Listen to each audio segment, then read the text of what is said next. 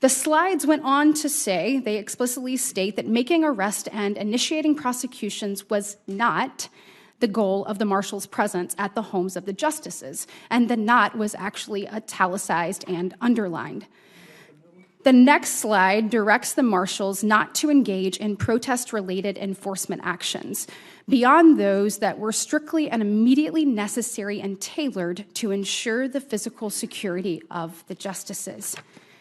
If you'll see in the next slide here, it discourages the marshals from making arrest under any section 1507 by asserting that there may be a First Amendment right to harass the families of the judges, and by concluding that any arrest of protesters are a last resort to prevent physical harm of the justices.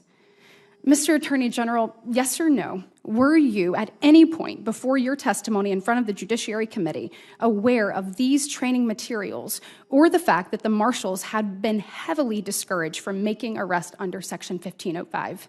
I think this is the first time I've seen this slide deck, and frankly, from here I can't make it out, for which I apologize for my eyesight, but I can't make it out. What I said before was correct. Their first and principal job is to protect the lives and property of the members of the court. And as I said at the time, first Attorney General who's ever ordered the marshals to protect the residences of the justices and to protect them 24/7. Yes. That's their principal responsibility. But that doesn't mean that they are in any way precluded from bringing other kinds of arrests. So thank you so much, Mr. Attorney General. I do have another question for in a few moments, but when you say they were given the full authority to arrest people violating Section 1507, I would ask, will you take a look at these slides, these materials, dig into them? It is clear that these marshals were given directives that narrowed the scope. Of course, we all want the physical safety. The physical safety of our Supreme Court justice is paramount, and we thank you for sending those marshals there. 1507, though, actually is more all-encompassing than that narrowly tailored objective. And it says picketing or parading near a building or housing if you're doing it with the intent to interfere with, obstruct, or impede the administration of justice or influencing any judge in the discharge of his duty. It's clear when you look at these slides that the marshals were not given those directives. I would like for you to take a look at that. And if you agree with that statement, I'd like for you to amend your testimony to the Judiciary Committee. Well, there's nothing for me to amend because, as I said, I've never seen those slides before. I know I need to yield my time. It's clear the marshals were given a different directive, and I would ask you to look into that, please. I will. I have to say and give props to Senator Mitch McConnell for his actions a couple years ago, because Merrick Garland was up to be Supreme Court nominee, and McConnell blocked it until Trump became president. And right here in this whole entire case and this whole entire issue that's been going on now for months shows why Merrick Garland was not, and I repeat, not qualified to be on the Supreme Court. I guess it might be revenge for not getting on there for the other justices who did get on there. And I know that the world in which we live in, that it's not perfect, and sometimes the House of Representatives and the Senate play politics, but that's the name of the game, dude. And you're really bad at doing this.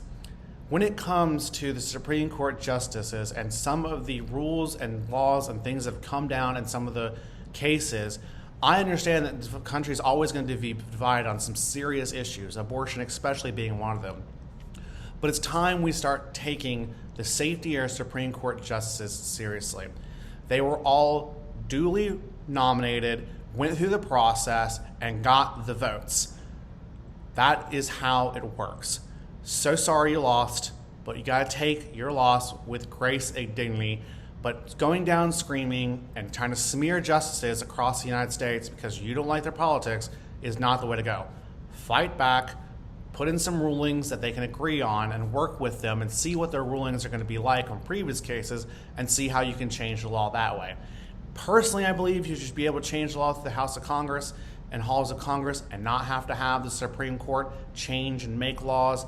But there is judicial review for a reason in Marbury versus Madison. But Merrick Garland's epic failure here to protect our Supreme Court justices should be a shameful symbol of why he doesn't deserve to be on that court, and additionally, why he should not be AG at all. These should all be arrested for violating the law of protesting outside these justice houses. Now, I am all again for free speech and for protest. But the problem is there are rules, laws, and regulations in effect that you are breaking when you do it in front of the SCOTUS House. Additionally, there's always been threats, and there's been actual serious threats where a guy approached one justice's house with a gun with the intent to kill over the Dobbs case. When is the Biden administration and Merrick Garland, when are they going to take these threats seriously? Because it seems like to a lot of people, and including some people in this testimony and this hearing, that Merrick Garland does not care about the safety of his justices. And quite frankly, of some of the actions, a lot of people are starting to believe that as well.